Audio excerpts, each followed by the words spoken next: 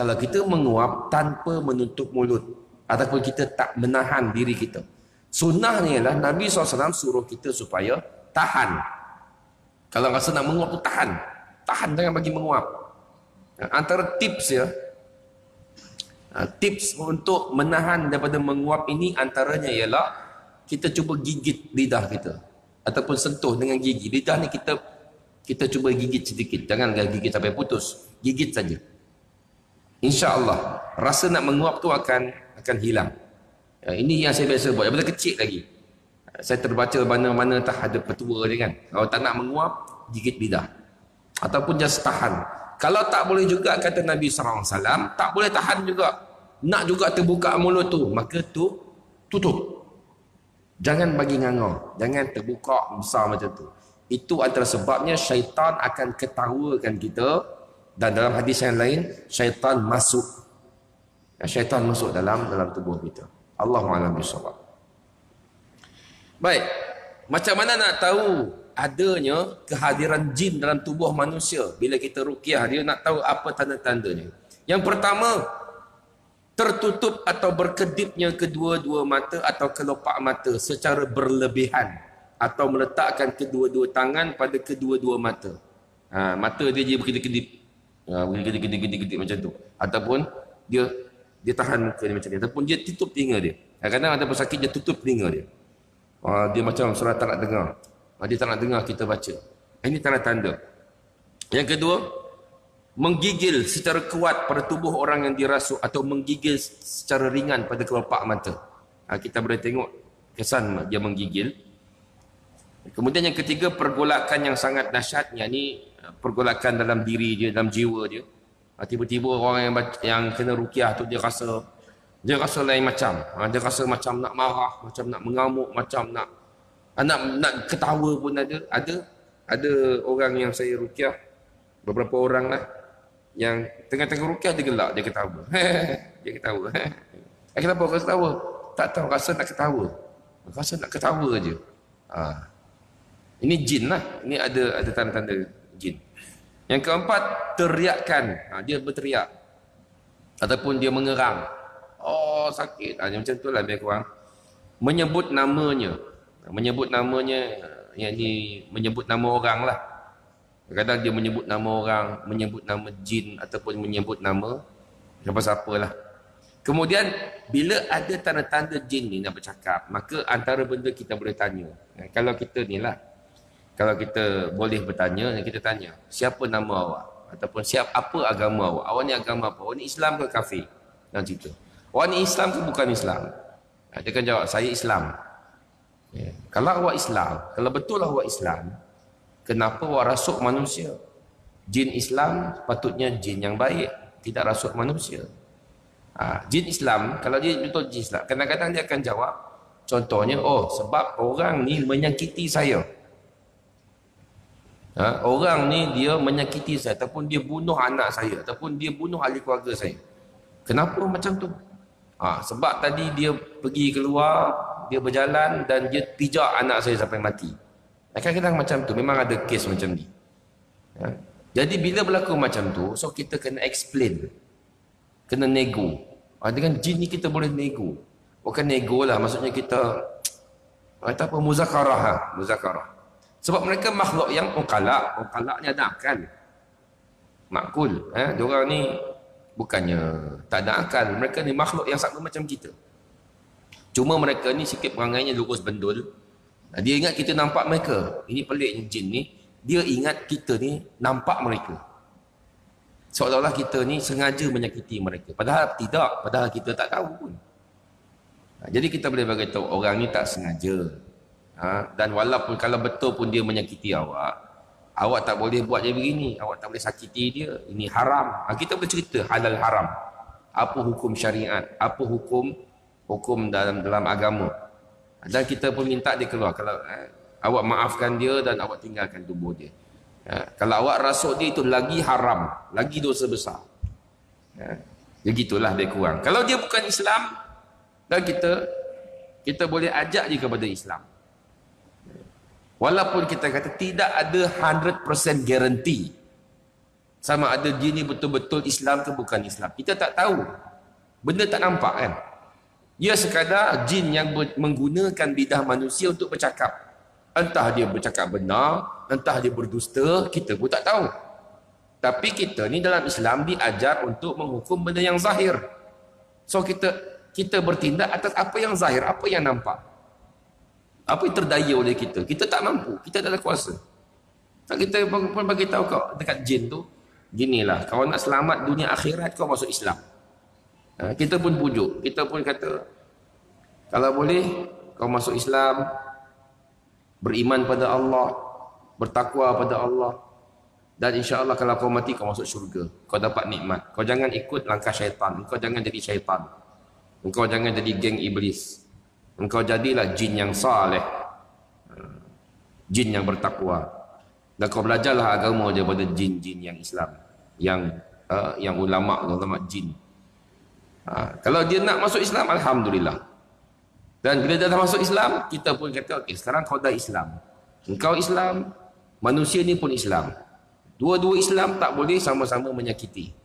Jadi kau sekarang kena keluar dari tubuh dia. Dia pun okey, saya setuju, saya keluar. Dan kita pun kata Assalamualaikum, Waalaikumsalam, dia keluar.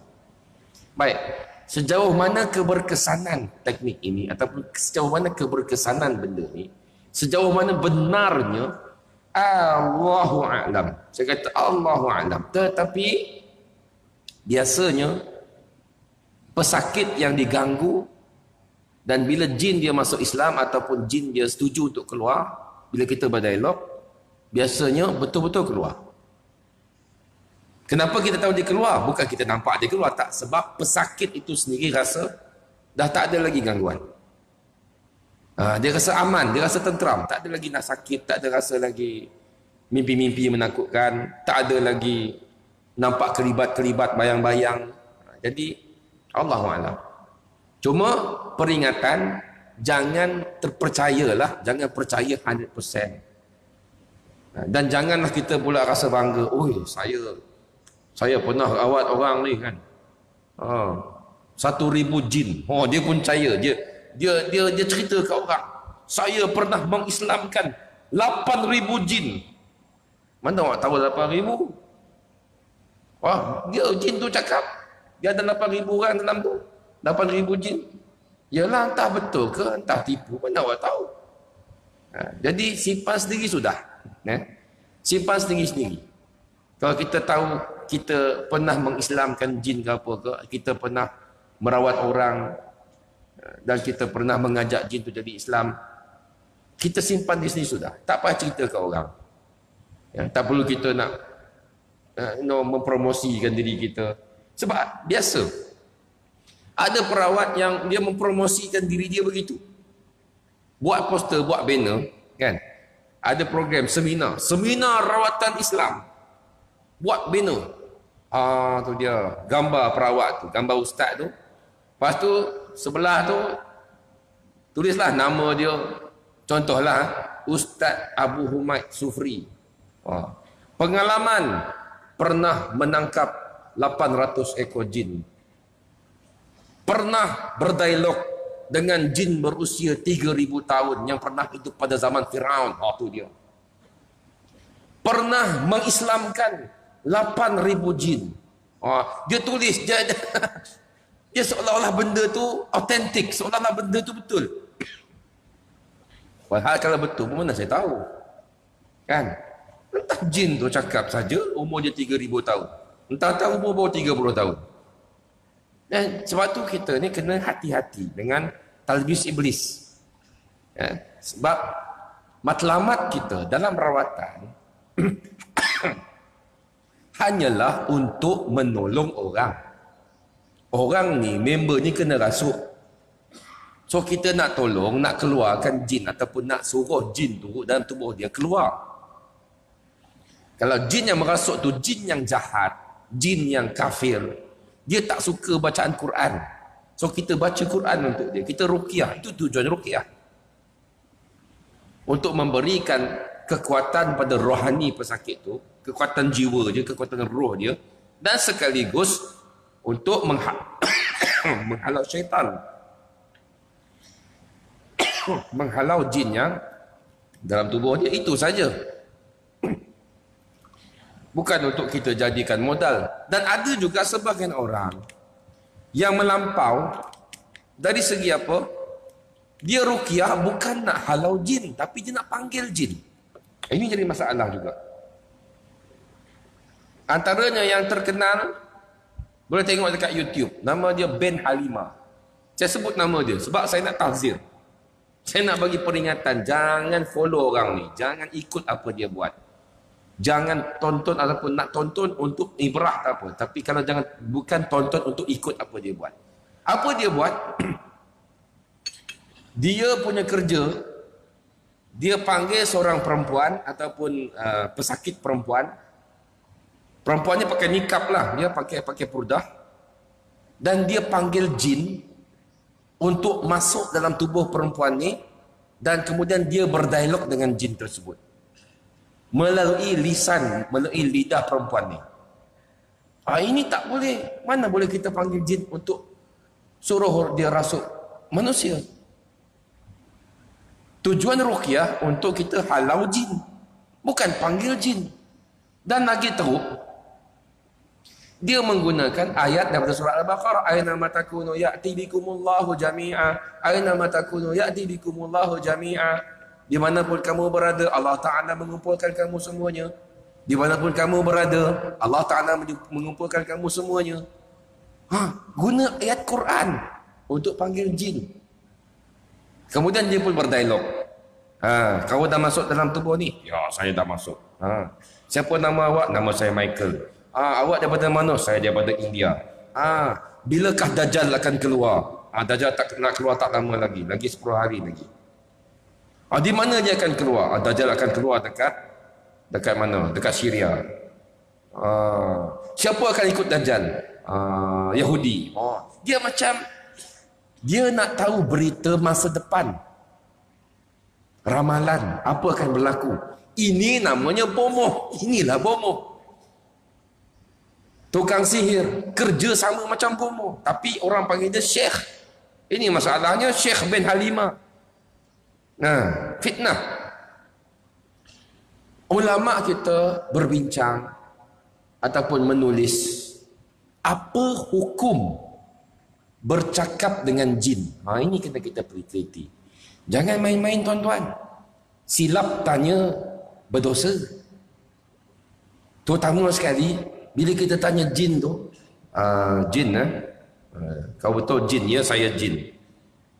Esok nombor apa keluar? Ini ramalan. Sebab jin, kita dah cerita kan, sifat jin, mereka tahu berita langit sebelum apa urusan di dunia ni berlaku. Urusan tersebut dah dibincang di langit, di kalangan malaikat, dan jin boleh mencuri dengar. Betul ke Ustaz? Ya betul, saya cakap banyak kali. Surah Al-Jin ayat nombor 8. Surah Al-Jin ayat nombor 8 dan nombor 9. Jadi, apakah hukum? Hukumnya haram.